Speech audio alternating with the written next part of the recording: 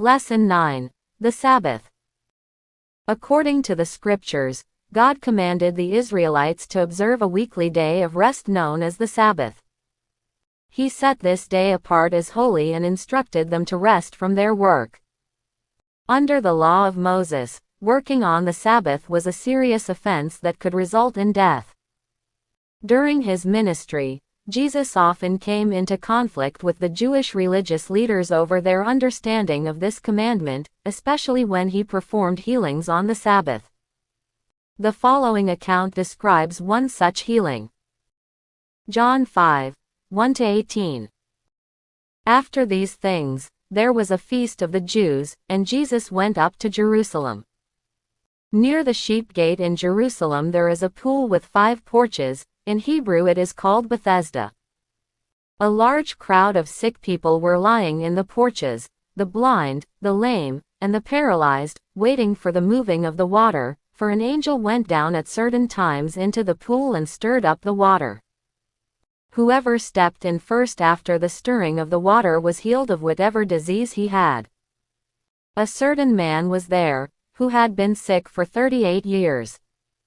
When Jesus saw him lying there, and knew that he had been sick for a long time, he asked him, "Do you want to be made well?" The sick man answered him, "Sir, I have no one to put me into the pool when the water is stirred up, but while I'm coming, another steps down before me." Jesus said to him, "Arise, take up your mat, and walk." Immediately, the man was made well, and took up his mat and walked. Now that day was a Sabbath. So the Jews said to him who was cured, "It is the Sabbath. It is not lawful for you to carry the mat." He answered them, "He who made me well said to me, 'Take up your mat and walk.'" Then they asked him, "Who is the man who said to you, 'Take up your mat and walk'?" But the man who had been healed did not know who Jesus was, for there was a crowd in that place, and Jesus had slipped away. Afterward, Jesus found him in the temple and said to him, "Behold, you are made well. Sin no more, so that nothing worse happens to you." The man went away, and told the Jews that it was Jesus who had made him well. For this cause, the Jews persecuted Jesus and sought to kill him, because he did these things on the Sabbath. But Jesus answered them, "My Father is still working, so I am working too." For this cause therefore, the Jews sought all the more to kill him, because he not only broke the Sabbath, but also called God his own Father, making himself equal with God. End of passage. It is important to remember that the Sabbath was established for the benefit of people, not for God's benefit or Christ's. Over time, many of the Jewish leaders added interpretations and restrictions that went beyond God's original purpose for the Sabbath.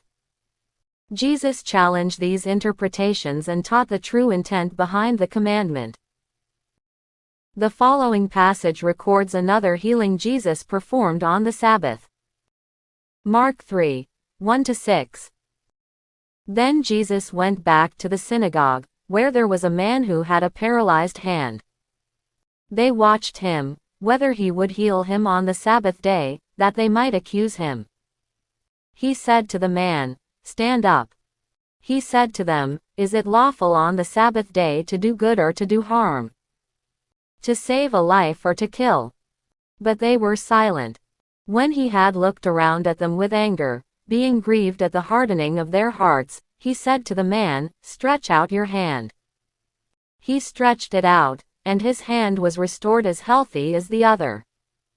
So the Pharisees left the synagogue and met at once with some members of Herod's party, and they made plans to kill Jesus. End of passage.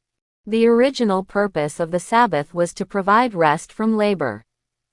The Sabbath was also a time when the Jews gathered to hear and learn God's word. Jesus himself regularly attended the synagogue on the Sabbath, and taught from the Scriptures. In the following passage, Jesus reads from the prophet Isaiah and applies the prophecy to himself.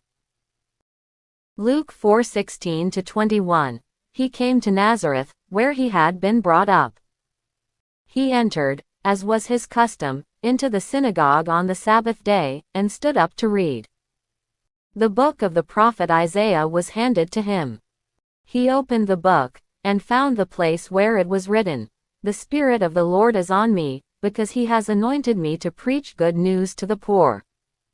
He has sent me to heal the brokenhearted, to proclaim release to the captives, recovering of sight to the blind, to set free the oppressed, and to proclaim the acceptable year of the Lord." He closed the book, gave it back to the attendant, and sat down. All the people in the synagogue had their eyes fixed on him, as he said to them, "This passage of Scripture has come true today, as you heard it being read."